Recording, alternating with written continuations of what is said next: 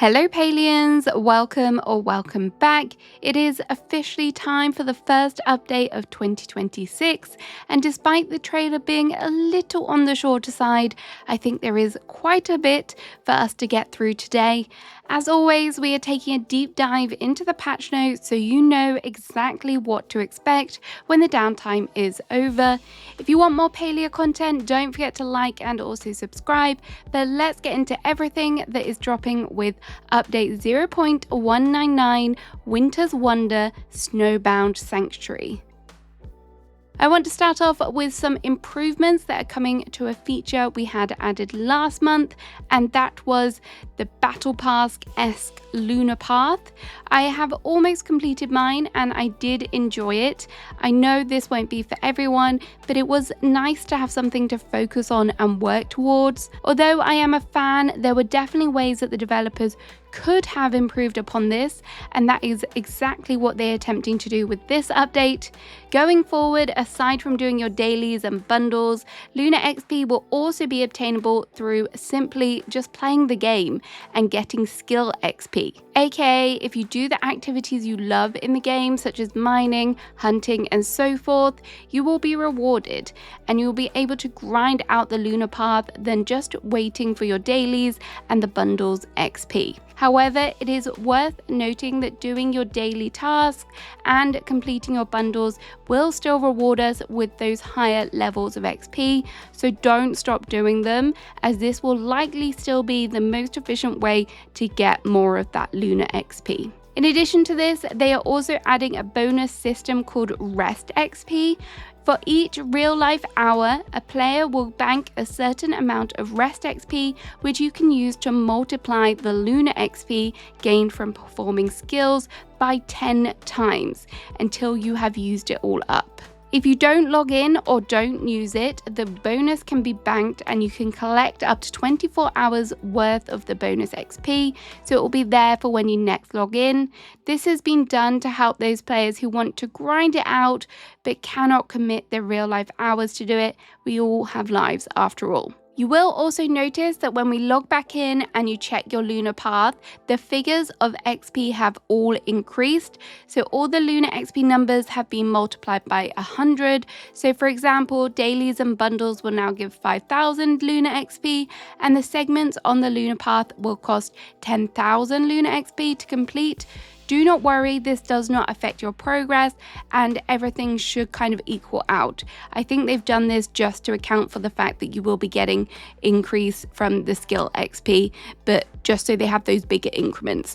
I'm not a mathematician, but that's what I'm guessing. The devs have also added a little word into the patch notes about the lunar path, essentially saying that this system is still a work in progress and there will be further changes in the future. So if you have any ideas or maybe a complaint, definitely provide feedback if you want to see some changes. So there are all the changes, but they are also implementing a brand new path. This is the path of the Cardigan. I honestly wasn't expecting a new path so soon, but perhaps they are wanting to build up the catalogue so people can pick between them and decide which one is right for them. This new path will be heavily themed around everything cozy. Expect vintage charm and lots of comforting items. Again, this new path will have no expiration date, so you don't have to rush to finish it. It will also come with free and premium rewards. If you have not yet finished the Kitsu path and you are interested in purchasing this one as well, do not worry, as you will be able to choose between which path you are wanting to progress.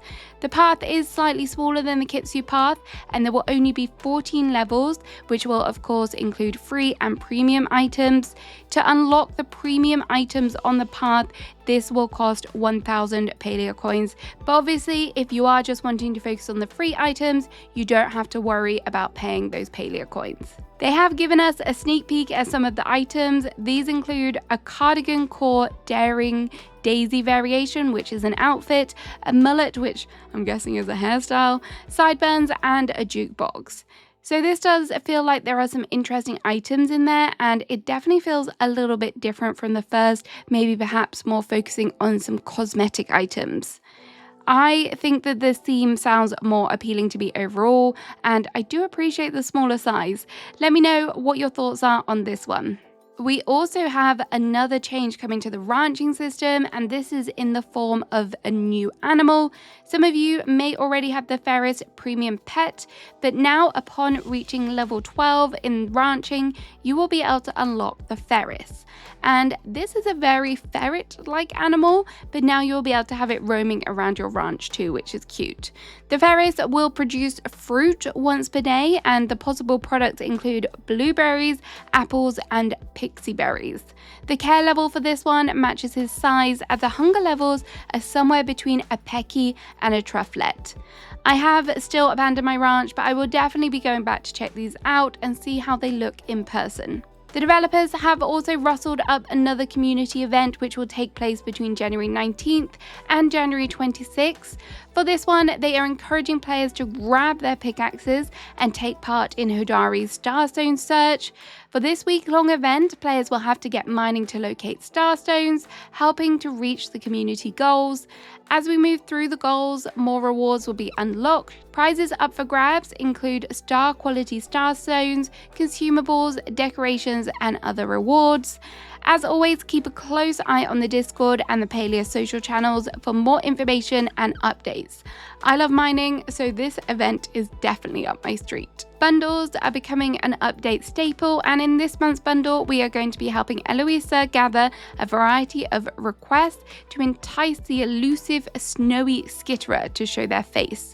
Required items for the bundle will include things such as snowy decorating pieces, glowing natural light sources, critters from your bug and fish collections, and favorite food items. If you manage to tick everything off the list for Eloisa, you will receive a bunch of goodies, including the woodland deco wallpaper, the desert deco wallpaper, the eclectic flooring, and the Maggie's Mark flooring. As always, to see the bundles, you can visit the bulletin board in the center of Kilima. Decorators are going to be very happy, as not only are we getting new tint options with this update, we are also getting a brand new copy feature.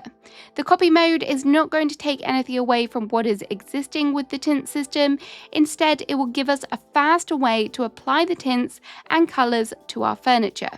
Copy mode can be used in two ways. You'll be able to either select the copy button in the UI whilst in placement mode, or you can use a tint item from your hotbar to jump straight into the copy mode. Once you are in copy mode, you can freely point at any tintable furniture piece to see a preview of what it will look like, and then just click the confirm button to apply it. This sounds like it would definitely speed things up a bit, which I am grateful of. The two new tints coming this week are the Leafy Green tint, which can be purchased from the Gardening Guild store, and the Paddock, which you can buy from the Ranch Guild store. I am here for anything green, so I will definitely be running to the Gardening Guild store upon update day. If you are rummaging through your storage to find new furniture to colour, you may also notice that our storage has had a bit of an upgrade. 2 new storage tabs have been added. This includes a dedicated tab for animal treats. Hallelujah! And also a separate tab for your tints, which I am also grateful for, but the animal treats, that was a problem. I am so thankful for this, and I know a lot of you will be too. Last month, we saw the addition of a new furniture set, which had a little bit of a settling of snow atop. This has now been expanded upon, and we have some new snowy variations of some more existing furniture pieces. You'll be able to find the recipes for the following items from the Kilima rummage piles, or of course, you can now purchase the Kilima coin rummage goodie bags from the shop in the City Hall. Firstly, we have the snowy parasol. For this, you must know the summer stripe umbrella recipe. The recipe for that one can be found in rummage piles. We also have the snowy pavilion, and for this one you must have the cozy camp pavilion recipe, which is available from Sabura's shop in the Elderwood. Then we also have 3 snowy lawns, which for this one you must have unlocked Kenley's Yardwork store, which is upstairs in City Hall. To unlock Kenley's store, you must have purchased all 39 housing writs to complete your house expansion, and from there you can buy things such as the Yardwork Terrace, which is what I think you need this for. I think it's a variation of that, so that's nice. It's nice to have some specially thought out furniture which would look good covered in snow. A little bit of a shame that some of these are locked from some later game unlockable things, so if you're a new player you might have to be a bit patient with this one, by which time it might be summer. The player vote plush, the Fairy Mantis, will also be finally launching in the game. There was a community vote for this one way back when for a plush we would like to see, and this one came out on top. It is a little neon for my liking, but I will be trying my hardest to get my hands on it. Of course I will. The second plush today is a little cheeky, shall we say. This is the Little Sprout plush, and it will be a rare drop from the Kilmer Flower Bloom event, so it gives us all a little bit of an incentive to go back and water some more flowers, because I have noticed the attendance is definitely dropping on those. Now it's time to look at some changes and improvements. First up, if you are a Steam Deck player, console player, or a Switch player, I guess that is a console, but either way, you will know how frustrating the chat function is in the game. Well, from today, players will now be able to send messages quickly using the quick chat wheel. You can access this by opening the cosmetic wheel, and by default there'll be 8 commonly used phrases such as yes and no, thank you, and hello. There are more options and customizations planned for the future on this, so keep your eyes peeled for that. The Tint UI has also had a change. Now tinted items will display what tints they have on them with the tooltip. Seeds previously stacked at, I think they were 30, but they will now stack at 100, which is a bit helpful for managing your storage or your inventory. The Super Lucky Prize, which we discussed in the last patch notes, has officially now been added. These are lucky coins, but better, because you can actually get all the good stuff essentially. So plushies, furniture, that's what these are going to be good for. There is also a new workbench crafting category, which is specifically for homeline pieces. So here you will find all the stuff you need for the Alchemist's Cottage and the estate.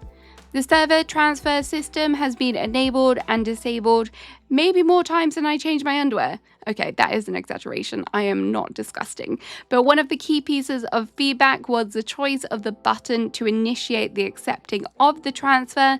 Previously, it was a key that was commonly used, which meant accidental acceptance and obviously anger from players. Well, this will hopefully prevent that happening in the future. So next, let's go over some top bug fixes for this update. As always, if something has been bugging you, excuse the pun, then you can see a full list of the fixes in the link below.